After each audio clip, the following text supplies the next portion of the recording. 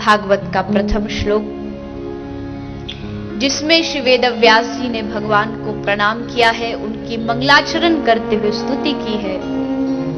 जो भगवान सत्य है, हम उनको प्रणाम करते हैं।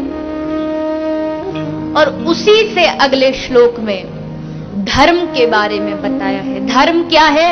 बोले जहां निर्मत्सरता ना हो। निर्मत्सरता क्या होती है? प्रतिस्पर्धा ना हो, कंपटीशन ना हो, एक दूसरे से आगे भागने की होड़ ना हो। क्योंकि जहां ये होड़ की भावना आई, जहां प्रतिस्पर्धा की भावना आई, धर्म का वास्तविक जो लक्ष्य है वो वही क्षीण हो जाता, वही खत्म हो जाता। आज आप विचार कीजिए, इतने धार्मिक आयोजन हो रहे हैं। यहां जो थोड़े बुजुर्ग बैठे होंगे या जिनकी उम्र में अनुभव है, वो जान सकते कि पहले इतनी कथाएं नहीं होती थी, पहले इतने सत्संग नहीं होते थे, पहले इतने यज्ञ नहीं होते थे, इतने मंदिर नहीं थे। एक गांव में एक मंदिर होता था, अब हर कॉलोनी में मंदिर है, हर जगह भागवत है, हर रोज भागवत है। इतना धर्म बढ़ा, लेकिन धर्म का प्रभाव लोगों में दिख क्यों नहीं रहा है? क्यों? क्योंकि उनके धर्म में प्रतिस्पर्धा है, उनके धर्म में ईर्ष्या है। मंदिर मंदिर का कंपटीशन है, भागवत भागवत का कंपटीशन है, भक्त भक्तों का कंपटीशन है। सब एक दूसरे से आगे निकलने में लगे हैं। और इस चक्कर में, इस झगड़े के चक्कर में भगवान भी अगर आना चाहें तो वो भी बेचारे पंडाल में घुस नहीं पाते।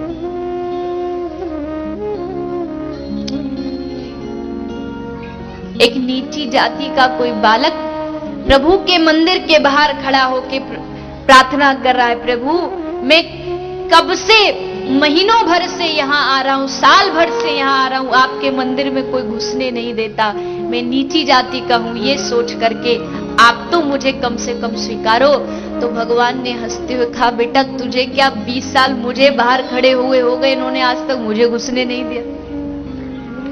मैं खुद इनके झगड़े के चक्कर में अभी तक बाहर खड़ा हूं। धर्म में ईर्ष्या न हो, प्रतिस्पर्धा न हो, हर धर्म का स्वागत है। फासले सदियों के, किसी शायर ने कहा है, फासले सदियों के एक लम्हे में गुजर जाते, अगर दिल मिला लेते सिर्फ हाथ मिलाने वाले। अगर दिल जुड़ जाता, बाहर से तो सब हाथ मिलाए बैठे भैया, हिंदू मुस्लिम सिख ईसाई आपस में सब भाई भाई, बचपन से हमें रटाया जाता है ये श्लोक, ये, लेकिन दिल मिला लेते, सिर्फ हाथ मिलाने वाले, तो सारी प्रतिस्पर्धाएं खत्म हो जाती।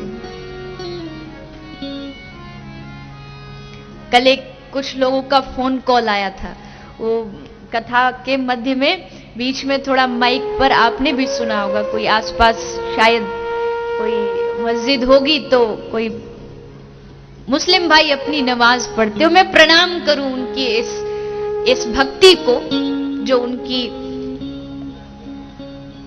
नियम अदा करने की जो रीत है वो अद्भुत है। हम सबको उसका सम्मान करना चाहिए, किसी धर्म का अपमान नहीं करना चाहिए। हर धर्म में एक अच्छाई होती है, हर धर्म में गुण होते हैं, उस गुण को अपनाइए।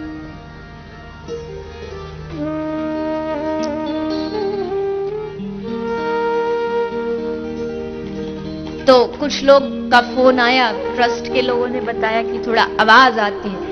मैंने कहा उन सबको कहिए कि जिस समय नमाज पढ़ी जाए तो हम भी प्रयास करें कि अपनी भागवत बंद करके 5 मिनट के लिए उनके लिए हम अल्लाह को प्रणाम करें। क्या जाता है, क्या फर्क पड़ता है? हाँ, हम चाकर कृष्ण के हैं, हम भक्त उसके हैं, इसमें कोई दोहराया नहीं। खुले आम हम इस व्यासपीठ से हम सब कहते हैं कि हाँ हम कृष्ण के भक्त हैं, हाँ हम राधा रानी के भक्त हैं, किंतु हम कृष्ण के भक्त हैं इसका अर्थ ये नहीं कि हम तुम्हारे भगवान का अपमान करते। हम सबका स्वागत करते। धर्मों में ये ये कौन लाया? इस प्रतिस्पर्धा को, इस ईर्ष्या को हम लोगों ने बनाया। जब आप किसी ब्लड बैंक के पास जाइए, किसी ब्लड बैंक के ऊपर किसी मजहब का नाम लिखा होता है, उस पर नहीं लिखा होता तो भगवान के नाम पर लेबल क्यों लगाते हो? तुम्हारा धर्म लेबल युक्त नहीं होना चाहिए। तुम्हारा धर्म लेबल मुक्त होना चाहिए और लेबल युक्त होना चाहिए। धर्म में लेबल लाइए, लेबल मत लगाइए। कोई भी संत की पहचान उसकी भक्ति के लेवल से होती है, ना कि उसके लेबल से, उसके प्रचार से। उसका भजन कितना है, भजन से पहचाना जाता है कोई भी धर्म हो। इसलिए सबका सम्मान करो, सबका स्वागत करो, हम सबका दायित्व है। कल बड़ा सुंदर यहां 2-4 दिनों से एक आयोजन भी चल रहा है कानपुर में। कल गुरु गोविंद साहब का बड़ा सुंदर जयंती महोत्सव आप सबने भी मनाया। तो थोड़ा देरी से सही, लेकिन आज मैं आप सबको व्यासपीठ से उसकी शुभकामनाएं देती हूं, व्यक्त करती हूं। और ये प्रभु की कृपा की बात है कि मेरा जन्म दिवस भी गुरु गोविंद साहब की जो जयंती है तिथि के अनुसार उसी दिन हुआ। अब बताइए हम कैसे धर्मों में अंतर खोज लें, कैसे हम फासले बना ले, कैसे हम एक दूसरे को सम्मान करिए। आपका प्रभु, आपका मालिक बड़ा प्रसन्न होगा। क्योंकि जो एक साउथ दक्षिण के तिरुवल्लुवर एक महात्मा हुए, उनका कहना है कि जो अपनी रोटी बांट के खाता है उसको कभी भूख की बीमारी नहीं लग सकती। जिस दिन आपने देना सीखा उस दिन आपका धर्म सम्माननीय हो जाएगा। जो सबके लिए दया रखे, करुणा रखे, वही धर्म का सच्चा अर्थ है। आज के समय में धर्म को गलत दिशा दी गई है। धर्म में थोड़े संशोधन की आवश्यकता है और बहुत आवश्यकता है। क्योंकि हिंदू भी मजे में है, मुस्लिम भी मजे में है, बस एक इंसान है जो यहां भी दुखी है और वहां भी दुखी है। हम सब, ये भागवत का ऐसा ऐतिहासिक मंगलाचरण है जो आज तक किसी ग्रंथ ने नहीं किया होगा। हम सबका स्वागत करते हैं, सर्व संप्रदाय हिताय, सब संप्रदायों का, सब भगवानों का इस भागवत की पीठ पर स्वागत किया जाता है। इसलिए कम से कम जो लोग अपने आप को सत्संग से जुड़ा मानते हैं वो लोग तो कम से कम कहें कि हम सबका सम्मान करें। खुद तो बदलो, दूसरों की छोड़ो, जो इस पंडाल से बाहर है उनकी वो जाने, अपने आप को बदलो। हम कहते दुनिया बुरी, दुनिया बुरी। चलो दुनिया बुरी है तो क्या हुआ, तुम तो अच्छे बनो, तुमको किसने रोका है? अपने आप को अच्छा बनाओ। इस दुनिया में केवल एक आदमी को आप बदल सकते हो, डैश।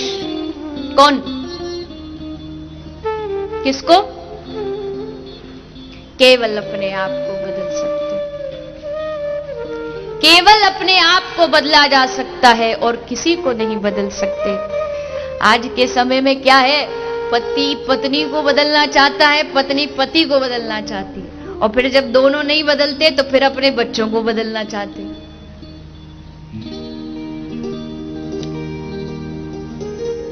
इसलिए ईर्ष्या ना हो, प्रतिस्पर्धा ना हो, यही धर्म का मूल उद्देश्य होना चाहिए। आगे श्री व्यास जी महाराज ने वर्णन किया, निगम कल्प तरोर गलितम फलम सुख मुखाद अमृत द्रव्य संयुतम पिबत भागवतम रसमालयम मुहुरहो रसिका भुवि भावुकः। ये भागवत बड़ा सुंदर फल है जिसको श्री सुखदेव रूपी सुख ने चोंच मार करके रस में बना दिया है, उस रस को आप हम सब पी रहे हैं। कब तक पिए, कब तक भागवत सुने?